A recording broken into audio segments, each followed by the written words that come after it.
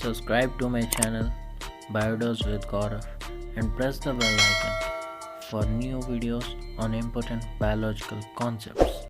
Hey guys, welcome to this awesome session on eukaryotic cell जो कि हमारा class 11th bio का cell unit of life का portion है एंड ये सेशन कम्प्लीटली इंटरेस्टिंग होने वाला है। हम पूरे यूkaryotic सेल को कवर करने वाले हैं part wise. Okay, previous session में हमने यूkaryotic सेल को कम्प्लीटली डिस्कस किया था एंड अभी जो डिस्कस करने वाला है दैट इज ऑन यूkaryotic सेल। तो ये सेशन में हम यूkaryotic सेल का इंट्रोडक्शन, देन हम सेल मेम्ब्रेन को डिस्कस करने वाले हैं एंड देन सेल वॉल को, देन अदर नेक्स्ट सेशन में ऑर्गेनल्स को, देन न्यूक्लियस एंड क्रोमोसोम करके हम वाइंड अप करेंगे पूरे चैप्टर को। ओके, तो चलिए शुरू करते हैं। तो अगर हम यूkaryotic सेल की अगर बात करें, ठीक है, तो यूkaryotic सेल अगर मैं बोलूँ आपको तो पहला चीज आपके दिमाग में क्या आएगा कि कहाँ पाया जाता है ना, क्या फर्क है उनमें। तो अगर हम यूkaryotic सेल की अगर बात करें, these are mainly found in all protist, plants, animals and fungi. तो इनमें यूkaryotic सेल्स पाए जाते हैं। जनरली मैंने लास्ट सेशन में प्रोकैरियोट को एक्सप्लेन किया था, तो मैंने मेंशन किया था that mainly the small less developed organism, जैसे हमारे बैक्टीरिया, ओके, मोनेरा किंगडम वाले हो गए, ठीक है, तो उनके केस में हमारा प्रोकैरियोट्स होता है। बैक्टीरियाज के केस में देख लो, बैक्टीरियाज में ज्यादा ऑर्गेनिल पाए नहीं जाते हैं। प्रोकैरियोट उनका जो न्यूक्लियर एनवेलप एब्सेंट होता है ना, उनका न्यूक्लियस ज्यादा डेवलप्ड नहीं होता। ठीक है, अभी देखते हैं डिफरेंस क्या आएगा। ओके, तो अगर प्रोकैरियोट की बात करें, ये आप पॉइंट देख रहे होंगे that it possesses organized nucleus, right, with nuclear envelope. ये आपका एक डिफरेंस बनाते गया। नेक्स्ट, आपका जो यूkaryotic सेल में varieties of complex locomotory organelle है एंड साइटोस्केलेटन स्ट्रक्चर्स है, एंड जो जेनेटिक मटेरियल है, हमारा जीनोमिक मटेरियल है, वो कम्पैक्ट स्ट्रक्चर्स में आपको याद होगा मैंने लास्ट सेशन में इन केस ऑफ प्रोकैरियोट्स ये कहा था that they are randomly spreaded out in thread like structures, वैसे में कहा था मैंने, but in this case they are organized in compact structures. तो वो ऑर्गेनाइज्ड जो कॉम्पैक्ट स्ट्रक्चर्स होंगे वो क्या बनाएंगे, दीज आर कॉम्पैक्ट स्ट्रक्चर, तो क्रोमोसोम्स के रूप में कॉम्पैक्ट हुए होंगे। Is that clear? न्यूक्लियस के अंदर एनवेलप प्रेजेंट होता है। तो these are the basics difference, major difference, basic तो नहीं, मेजर डिफरेंस है ये, ठीक है, आपको यूkaryote और प्रोकैरियोट के बीच में डिफरेंशिएट करने के लिए। अब देखो, सारे यूkaryotic सेल आइडेंटिकल नहीं होते हैं, they are differ from each other. अगर हम एक एग्जांपल अगर देखें कि कैसे अलग होते हैं, तो in case of plant cell and animal cell आप जानते होंगे that they are different from each other, no doubt उनमें सिमिलैरिटीज हैं, but at the same time उनमें डिफरेंसेस भी है। जैसे कि डिफरेंसेस की अगर बात करें, हमारे प्लांट सेल में आपका सेल वॉल प्रेजेंट है, वैक्यूल्स प्रेजेंट है, प्लास्टिड प्रेजेंट है, while in case of animal cell they are absent. अगर हम एनिमल सेल की अगर स्पेशलाइज्ड ऑर्गेनल्स की बात करें, उनके पास सेंट्रियोल्स है that are absent in case of plant cell. Okay, तो इसी प्रकार से सारे यूkaryotic सेल्स आइडेंटिकल नहीं होते हैं।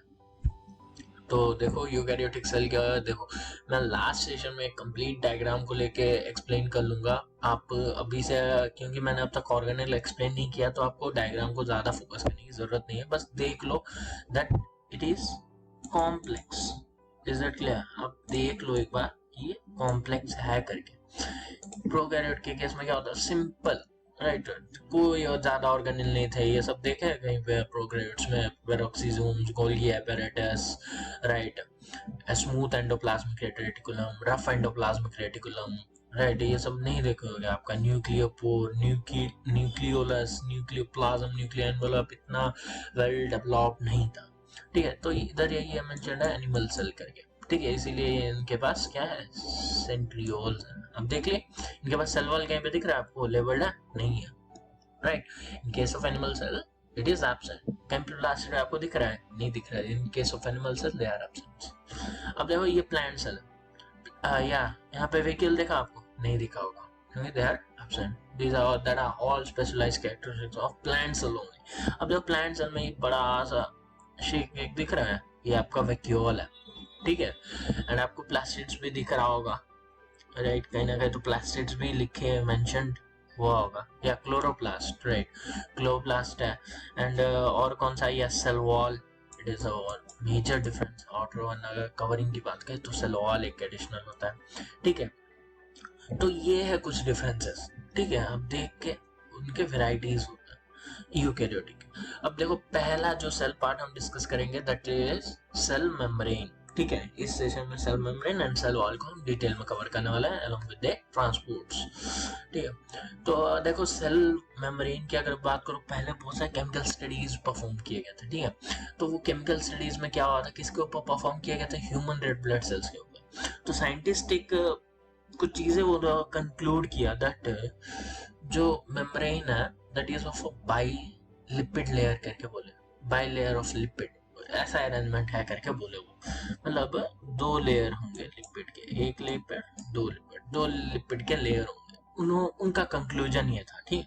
और क्या चीज है ये वो कंक्लूड किया, the lipids are arranged within a membrane with a polar head towards outward and hydrophobic tail that is inward, ठीक है। अगर एक मैं बनाऊं यहाँ पे, तो ये एक स्ट्रक्चर ले लो, ठीक है।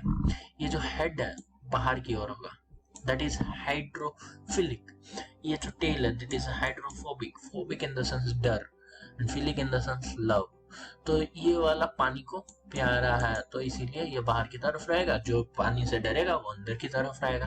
तो मतलब समझ रहे हो, देखो ये अगर एक हेड है इसका, और ये जो उंगली है मेरा वो टेल है, तो ऊपर वाला लेयर में बना रहा हूँ, दो लेयर बोला, बाई लेयर बोला है ना, बाई लिपिड ले।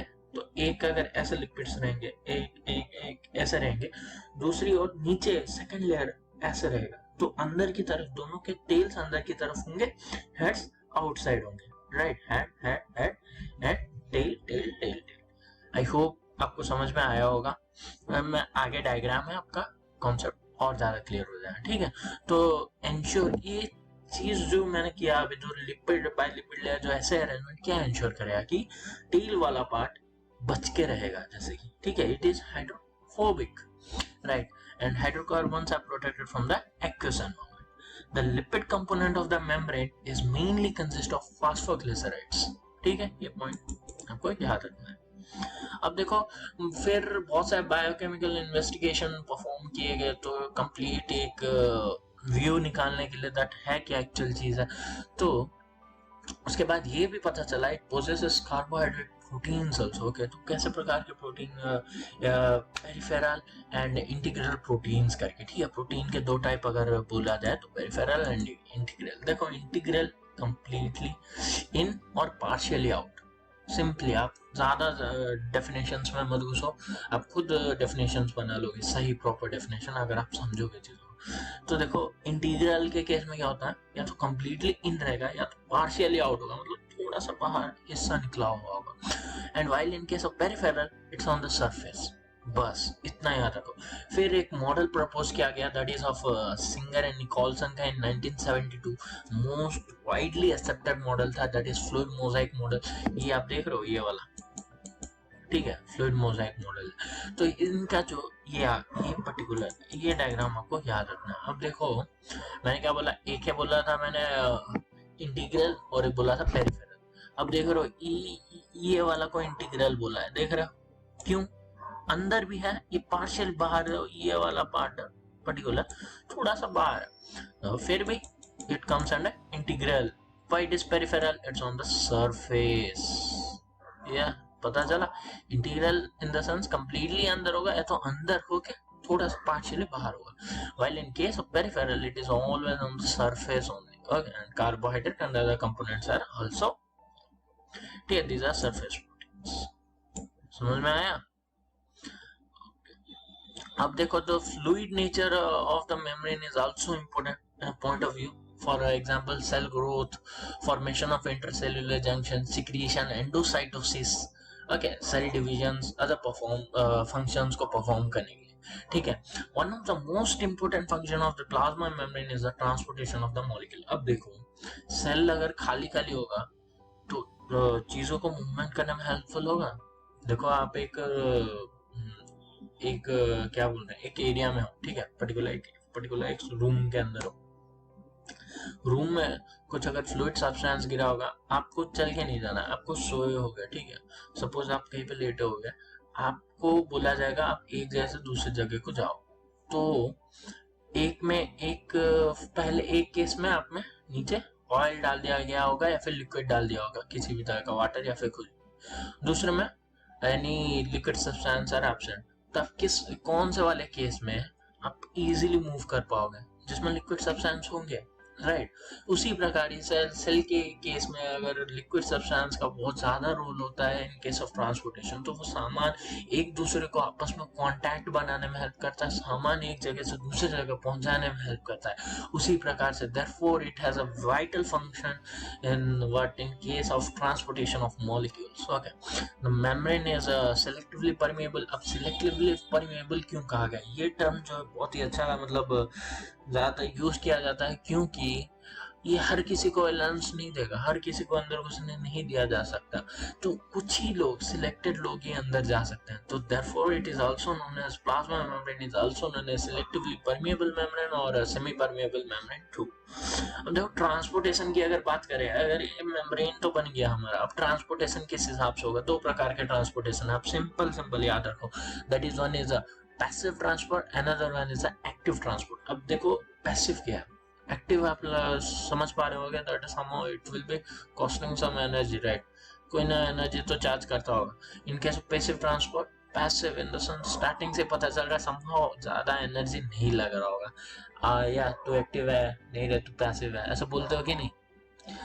ठीक उसी प्रकार से आप अभी से ही प्रेडिक्ट कर लो, दैट मैं जो बोल रहा हूँ आप वर्ड से प्रेडिक्ट कर सकते हो कि व्हाट द एग्जैक्ट मीनिंग, ठीक है। अब पैसिव ट्रांसपोर्ट में क्या होता है, जो ट्रांसपोर्ट, जो movement of molecules without requiring energy होता है, that is what passive transport.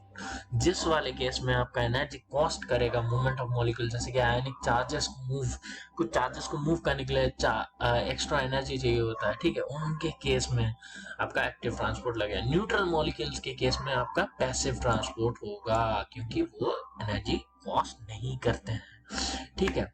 Molecule that can move briefly across the membrane without any requirement of the energy is called passive transport, जैसे कि मैंने बोला। तो जनरल न्यूट्रल मॉलिक्यूल्स आराम से जा सकते हैं, ठीक है। अगर देखो मूवमेंट विदाउट एनर्जी हो रहा है आराम से, from the higher concentration to lower concentration अच्छे से न्यूट्रल मॉलिक्यूल पास कर जाते हैं, then that is known as diffusion also. From the movement of the molecule from the higher concentration to the lower concentration is what, diffusion. अगर वही molecule अगर water हो गया, then that is known as osmosis. अगर उसका direction अगर flow अगर opposite direction में हुआ, from lower to higher under external pressure, then that is known as reverse osmosis, ठीक है। ये सब थोड़ा सा एक्स्ट्रा चीज है, बट आपको ज्यादा काम आने वाली है, ठीक है। तो एक्टिव ट्रांसपोर्ट की बात करें, जो एनर्जी डिपेंडेंट वाले प्रोसेसेस होंगे जिसमें एटीपी यूटिलाइज होगा, that is active transport. Generally charged molecule के केस में होता है ऐसा। सेल वॉल की अगर बात करें, देखो सेल वॉल को मैं ज्यादा खींचूंगा नहीं, आपके कोर्स में ज्यादा है नहीं, ठीक है। तो सेल वॉल को धीरे देखो it is a non living rigid structure, पहला point. It forms the outer covering of the plant cell, generally plants and fungi के केस में। And the cell wall is not only gives to shape of the cell, but it also gives a mechanical what protects from mechanical damages and infections also, ठीक है, outermost में रहता है, ठीक है। It also helps in the cell to cell interaction, it provides a barrier of to undesirable molecules। And और एक point जो है आपका डाटा है, एल्गी का जो सेल वॉल होता है, it is made up of cellulose, galactans and mannans. While in case of plants के केस में जो होता है, उनके वाले केस में cellulose, hemicellulose, pectins and proteins होता है, ठीक है। आपको ये दो पॉइंट्स थोड़ा सा याद रखने पड़ेंगे, शॉर्ट क्वेश्चंस में आ सकता है, ठीक है। तो मिडिल लैमेली क्या होता है, देखो मिडिल लैमेली जो होता है, दो सेल वॉल के बीच का जो इंटरेक्शन का जो गैप होगा, joining, that is what middle lamellae, ठीक है। मेनली जो जॉइनिंग होता है, ठीक है, दो सेल को नीबरिंग सेल को जोड़ने में हेल्प करेगा, ठीक है। दैट ट्रांसपोर्ट प्लाज्मा डेस्माटा क्या है, पोर होता है, कनेक्टिंग पोर होता है दो सेल के बीच में, कनेक्टिंग पोर को कहा जाता है प्लाज्मा डेस्माटा, ठीक है।